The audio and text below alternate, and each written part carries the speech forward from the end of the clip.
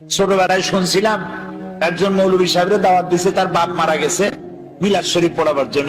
মিলাদ শরীফ পড়িয়া আমার বাপের নামে একটু সবরেসানি করে দেন। তো উনি মিলাদ শরীফ পড়ে তারপরে মোনাজাত করছে, আল্লাহ তাআলা যা পড়লাম, আদম আলাইহিস সালাম, নূহ আলাইহিস সালাম, ইব্রাহিম আলাইহিস সালাম, মুসা আলাইহিস সালাম করতে করতে নবী করিম সাল্লাল্লাহু আলাইহি ওয়াসাল্লাম, তারপর সাহাবী, তারপর তাবিঈন, তারপর উলামা মুতাকাদ্দিমিন, মুতাআখিরিন, এরপর মুমিন মুমিনাত সব দিয়া এরপর আল্লাহ এই কোরআন শরীফ যে পড়াইলো তার বাপের আমলনামায় দিয়ে দিও।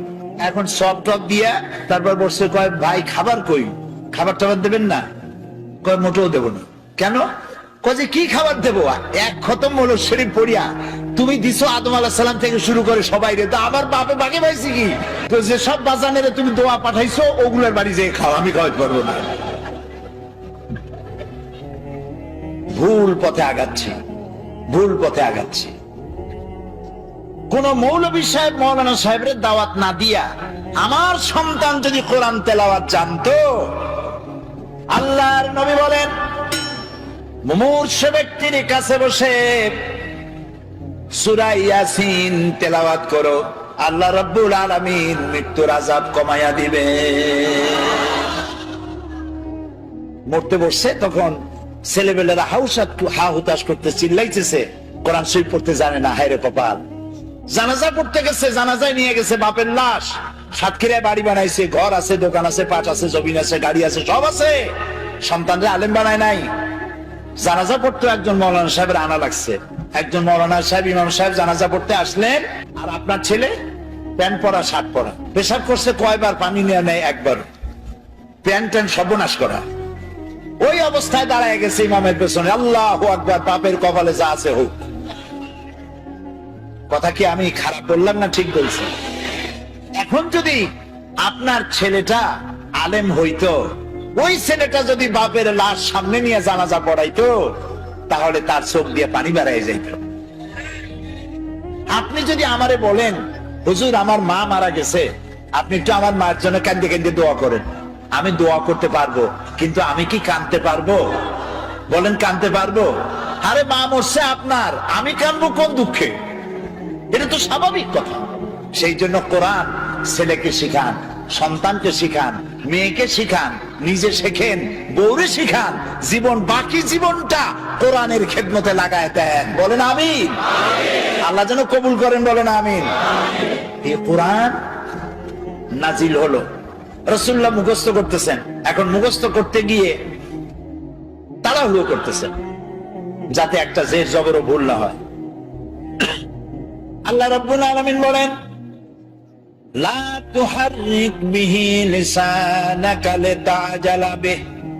ও নবী, কোরআনকে মুখস্থ করার জন্য আপনার জিহ্বা এত নাড়াচাড়া করার প্রয়োজন নাই। আমার জিবরাইল যখন কোরআন শরীফ তেলাওয়াত করবে আপনার সামনে, জিবরাইলের সাথে মাত্র একবার উচ্চারণ করবেন আপনি, আপনার সিনার ভিতরে গোটা কোরআন শরীফ মুখস্থ করায় দেওয়ার মালিক আমি আল্লাহ। আপনারে মুখস্থ করাবো, আপনাকে তেলাওয়াত করাবো, সুবহানাল্লাহ। আপনারে তেলাওয়াত করবো, আপনি তেলাওয়াত করতে পারবেন, আপনি মানুষকে বুঝাইতে পারবেন। সুবহানাল্লাহ ওয়া বিহামদিহি। কোরআন নাজিল হলো, কোরআন দিয়ে নবী করিম সাল্লাল্লাহু আলাইহি সাল্লাম একটা বিরাট বিশাল বিপ্লব করে ফেললেন।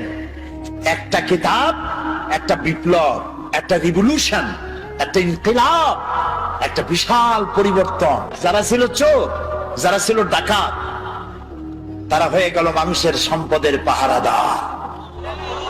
যাদের জ্বালায় মেয়ে লোকেরা রাস্তা দিয়ে হাঁটতে পারত না, তারা হয়ে গেল নারীর সতীত্ব আর সম্ভ্রমের সংরক্ষণকারী।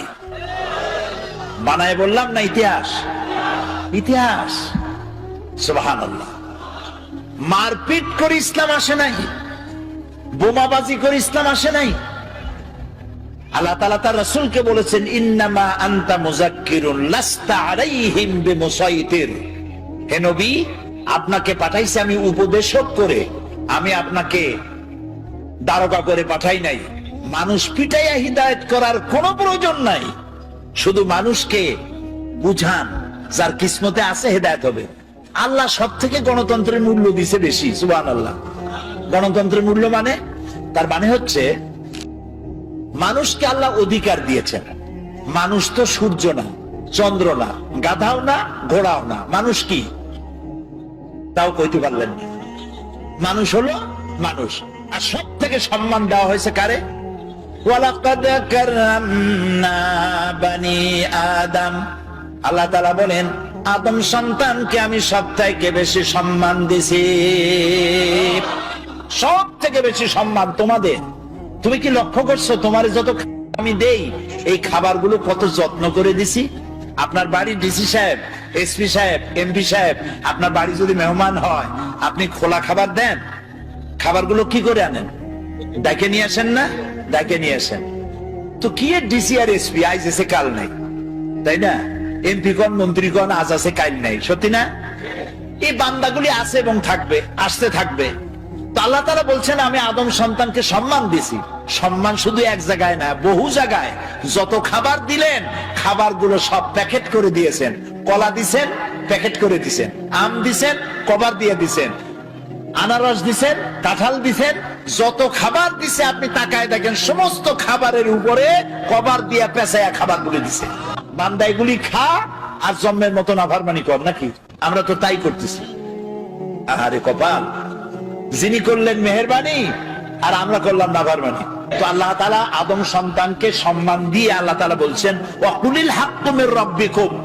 তোমার হে নবী আপনি বলুন যে প্রভুর পক্ষ থেকে, তোমার রবের পক্ষ থেকে এ কথাকে স্পষ্ট করে বলা হলো, ফামান শাআ ফালিউমিন ওয়া মান শাআ ফালিয়াকফুর। রবের পক্ষ থেকে চূড়ান্ত ঘোষণা এসে যাওয়ার পর তুমি ইচ্ছে করলে আল্লাহর উপরে ঈমান আনতেও পারো, ইচ্ছে করলে বাগাওয়াত, বিদ্রোহ, অস্বীকারও করতে পারো। ইখতিয়ার তোমার আছে। তোমাকে সূর্যের মতো বাধ্য করিনি প্রতিদিন পূর্ব দিগন্ত থেকে উদিত হয়ে পশ্চিম দিগন্ত অস্তমিত হবে, তুমি বাধ্য নও। জোয়ারের পানি একদিকে যাবে, ভাটির সময় আর একদিকে যাবে, তুমি বাধ্য নও। তুমি মানুষ, তোমাকে সব থেকে বেশি মর্যাদা দিয়েছি, অধিকার দিছি। তুমি আমার সবকিছু দেখো, দেখার পরে যদি পছন্দ হয়, ভালো লাগে, আমার উপর ঈমান আনো, আর পছন্দ না হইলে ঈমান আনো না। কিন্তু একটা সময় আছে যে সময় তোমাকে এই সব কিছুর জবাব আল্লাহর কাছে দিতে হবে। সুবহানাল্লাহ।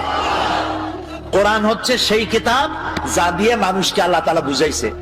এখন আমাদের ইয়াং জেনারেশন, নতুন প্রজন্ম যারা ডিজিটাল বোঝে খুব ভালো, নতুন প্রজন্ম কম্পিউটার বোঝে, ডিজিটাল বোঝে, অ্যানালগ বোঝে, সব বোঝে। ওই যুবকেরা লেখাপড়ার সঠিক পদ্ধতিতে না হওয়ার কারণে, আমি যুবকদের দোষ দিচ্ছি না, দোষ হচ্ছে সিস্টেম অফ এডুকেশন, শিক্ষা পদ্ধতির দোষের কারণে নতুন জেনারেশন তারা বুঝতেছে কোরআন হচ্ছে 1400 বছর আগের পুরানা, আর বিজ্ঞান হচ্ছে নতুন। বিজ্ঞান হচ্ছে কোরআনের চাইতে শ্রেষ্ঠ। বিজ্ঞান সবকিছু দিয়েছে, কোরআন তো কিছুই দেয় নাই। এই চিন্তা করতেছে যুবকেরা, ওরা বোঝে না সেই জন্য। কিন্তু আজ থেকে 1400 বছর আগে এই কোরআন নাজিল হয়েছে।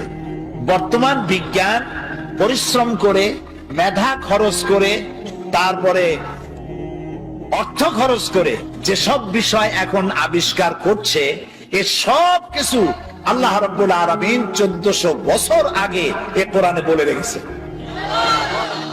গত সেপ্টেম্বর মাসের 12 তারিখ, রমজান মাস, আরব আমিরাতের উপরাষ্ট্রপতি, প্রধানমন্ত্রী, দুবাইয়ের শাসক মোহাম্মদ বিন রাশেদ আল মাকতুম আমাকে দাওয়াত দিয়েছিলেন। পৃথিবীর 72টি দেশ ইন্টারন্যাশনাল কোরআন অ্যাওয়ার্ড, এই অনুষ্ঠানে 72টি দেশের স্কলারদেরকে তিনি দাওয়াত দিয়েছেন। 72টি দেশ অংশগ্রহণ করেছে। সেখানে আমার মতো একটা ভাঙ্গাছেড়া লোককে তিনি প্রধান অতিথি করেছেন। সেখানে আমার বক্তব্যের বিষয় ছিল the scientific miracles in the holy Quran, কোরআনের বিজ্ঞানময় মুজিজা। এর উপর আমাকে বক্তব্য রাখতে হবে। সময় 2 ঘন্টা। 2 ঘন্টা বক্তব্য রাখার জন্য আমি প্রস্তুতি নিতে চাইলাম কোরআন থেকে বিজ্ঞানের, কোরআন দিয়ে বক্তৃতা করতে হবে। তো আমি বক্তৃতা নিতে হবে কোরআন দিয়ে। এ কোরআন তো ওয়াজের সবচেয়ে বড় কিতাব, আমরা বুঝি না। সেই জন্য কিসসা কাহিনী ছাড়া ওয়াজই হয় না। একদিন নবী মুস্তাফায় রাস্তা দিয়ে হাইটে যায়, হরিণ একটা বাধা ছিল গাছেরই তলায়। পড়েন সাল্লাল্লাহ। কোন জায়গায় পাইছে আল্লাহ জানে। এগুলো কোথাও নাই, আন্দাজে বানায় নিয়েছে কিসসা কাহিনী, নবীর নামে সাহাবীর নামে মিথ্যা কথা কইয়া মানুষ কান্দায়। কথা বুঝতে পেরেছেন? কোরআনের শ্রেষ্ঠ ওয়াজের কিতাবের নাম কি? কোরআন। আমি যেহেতু আমাকে বক্তব্য রাখতে হবে, সেখানে সরকারি লোকজন থাকবে, সেই মাহফিলে প্রিসাইড করেছেন অ্যাটর্নি অফ ল ইব্রাহিম দুমেলহা, তিনি প্রিসাইড করলেন। আরবরা উপস্থিত ছিলেন এবং উপস্থিতির সংখ্যা ছিল বিশাল। ওরা পত্রিকায় লিখেছে আরব আমিরাতের শ্রেষ্ঠ সব থেকে বড় জমায়েত হয়েছে। টিভি চ্যানেলগুলি লাইভ প্রচার করেছে। আমি আগের থেকে প্রস্তুতি নিলাম যে বিজ্ঞানের উপরে আলোচনা করতে গিয়ে কোরআনের আয়াত কতগুলি পাওয়া যায়, খুঁজতে থাকলাম। অন্তত আমার খোঁজে, আমি তো ছোট মানুষ, কোরআন অত বুঝি না। লোকেরা কয় মুফাসসিরে কোরআন, আসলে তো কোরআনের তালিব ইলম, আমি কোরআনের ছাত্র। খুঁজতে খুঁজতে পেলাম বিজ্ঞানের সমর্থক, বিজ্ঞানের তথ্যসূত্র পাওয়া যায় এমন আয়াতের সংখ্যা অন্তত 1000-এর কাছে চলে যাবে। এই যে চাঁদ, পূর্ণিমার দিন আমরা চাঁদ দেখি, পূর্ণিমার রাতে চাঁদ দেখেন না? এই চাঁদ আলো দেয়। আজ থেকে 100 বছর আগে মানুষের ধারণা ছিল চাঁদ নিজেই আলো দেয়। আর ছোটবেলায় দাদা নানা নানি তারা বলতো, দাদু মনে বুঝছো? বলে কি? ওই যে চাঁদে কালো কালো দেখা যায়, ওটা কি জানো? বলতাম না, জানি না তো। কয় ওটা হলো একটা গাছ। সুবহানাল্লাহ, চাঁদের মধ্যে গাছ। ছোটবেলায় চিন্তা করতাম, কয় যে শুধু গাছ না, ওখানে একটা বুড়ি আছে সুতা কাটে। তখন চিন্তা করতাম যে আরে এই বুড়ি এত কষ্ট করে সুতা কাটে, সারাদিন তো খায় কি। পরে কিন্তু ওই ধারণা আমাদের এখন আর নাই, ঠিক না? ভূমিকম্প সম্পর্কে প্রশ্ন করা হতো, ভূমিকম্প কি জানো? বলতাম না, জানি না তো। কয় যে একটা গরুর 2টা শিঙের পৃথিবী, শিং যখন ব্যথা করে তখন এক শিং থেকে আর এক শিঙে যখন পাল্টায় তখন পৃথিবী কাঁপে ওঠে। চিন্তা করতাম, ওরে বাবা, গরুটা কত বড়, শিংটা কত মোটা। এখন কি তাই বিশ্বাস করি? করি না। আজ থেকে 100 বছর আগে ছিল চাঁদ নিজে আলো দেয়, কিন্তু পরবর্তী সময় বিজ্ঞানীরা আবিষ্কার করলো যে না, চাঁদ আলো যেটা দেয় ওটা ধার করা আলো, ওর নিজের আলো নাই। এই কথা বিজ্ঞান আবিষ্কার করলো, এই শখানেক বছর হলো। কিন্তু বিজ্ঞান জানলো 100 বছর আগে, আর তার 1300 বছর আগে জেনেছেন মুহাম্মদুর রাসূলুল্লাহ সাল্লাল্লাহু আলাইহি ওয়াসাল্লাম। এই কোরআনে সূর্যকে বলা হয়েছে শামসুন। কোরআনে সূর্যকে কি বলা হয়েছে? শামসুন, সিরাজুন, ওয়াহাজুন, দিয়াউন। এর অর্থ কি?